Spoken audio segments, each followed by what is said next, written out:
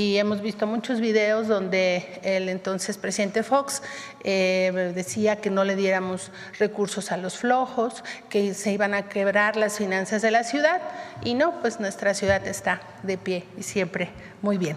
Hoy les traigo un fragmento histórico de la Mañanera del Pueblo con la presidenta Claudia Sheinbaum, donde se presentan datos reveladores sobre la transformación social de México. Lo que están a punto de escuchar marca un antes y un después en la historia económica del país.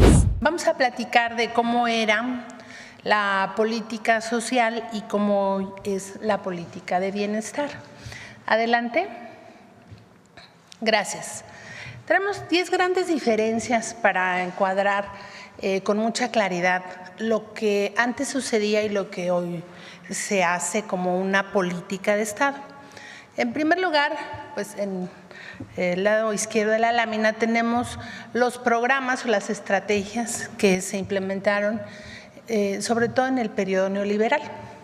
Tenemos lo que era Solidaridad con Salinas de Gortari, Progresa con Ernesto Zedillo, Oportunidades, los dos gobiernos del PAN, con el presidente Fox y Calderón, y Prospera con el presidente Peña. Lo enmarcamos porque, aunque eran dos partidos distintos, pero actuaban de la misma manera. Y cómo ahora se conduce esta política, que insisto, es una política de Estado. En primer lugar, era una política asistencial. Hoy nosotros estamos construyendo una política de derechos, porque estos derechos están en la Constitución, pasaron de ser un programa de bienestar a una política de derechos establecida en la Carta Magna. Los programas de bienestar tiende a ser universal.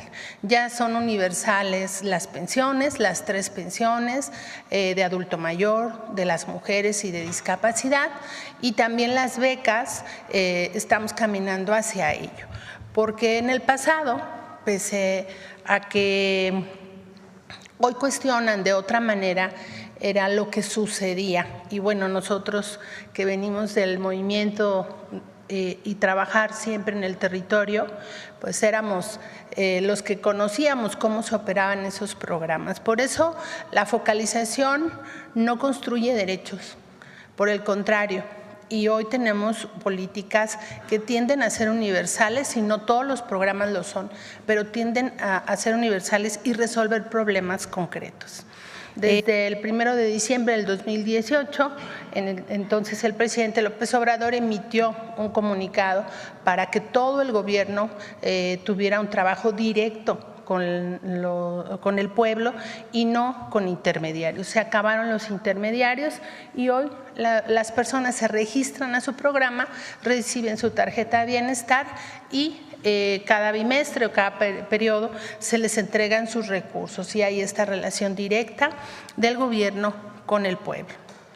También todo en este tiempo, creo que era la base fundamental de lo que creían los neoliberales, es que todo estaba sujeto al mercado. Y nosotros consideramos que las comunidades deben actuar como sujetos de derecho y, por lo tanto, exigir lo que en derecho les corresponde. Ya cambiamos el pago en efectivo, que era complicado, costoso, operativamente complejo, a tener una tarjeta a través del Banco del Bienestar, que nos permite dispersar los recursos con toda transparencia.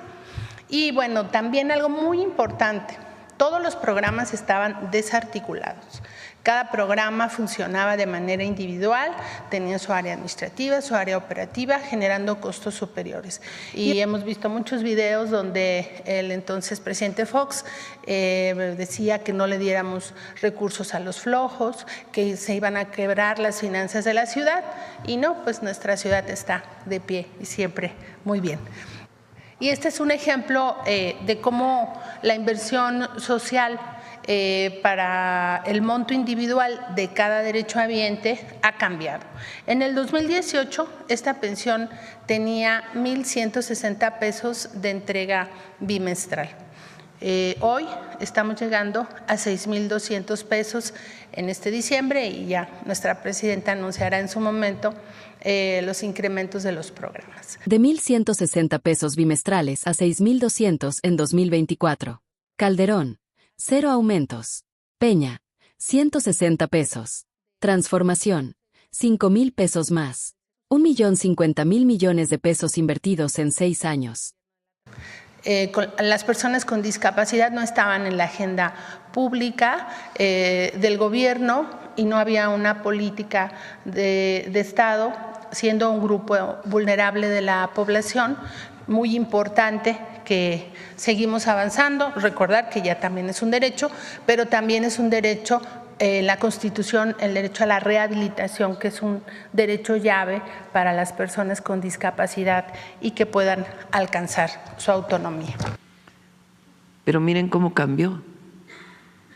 Hay más gente que tiene pues las principales necesidades resueltas, ya no hay vulnerabilidad, le llama el INEGI, frente al 21.7%, de acuerdo al Banco Mundial. ¿Qué fue lo que ocurrió en México? Se llama Cuarta Transformación, se llama gobierno humanista, se llama economía moral, programas de bienestar, derechos, no programas asistencialistas, sino derechos. El Banco Mundial lo confirma. México lidera en crecimiento de clase media. De 35% en pobreza a 21.7%. Una reducción histórica. 12 millones de mexicanos ascendieron a clase media. La clase media creció del 27% al 39.6% de la población. Cuando inviertes en la base, toda la economía se fortalece.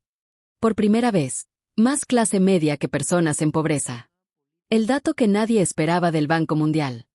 3 sexenios neoliberales, 55% en pobreza, 18% clase media. La pandemia golpeó, pero la Cuarta Transformación resistió. 2024, el punto de quiebre en la historia social de México. Las pensiones se duplicaron cuando más se necesitaban. El salario mínimo, de 197 a 260 pesos en 2 años. Economía moral, gobierno humanista, derechos en lugar de limosnas. Los números no mienten. Por primera vez en la historia moderna de México, hay más familias en clase media que en pobreza. Esto es lo que significa poner al pueblo primero. Esto es la Cuarta Transformación.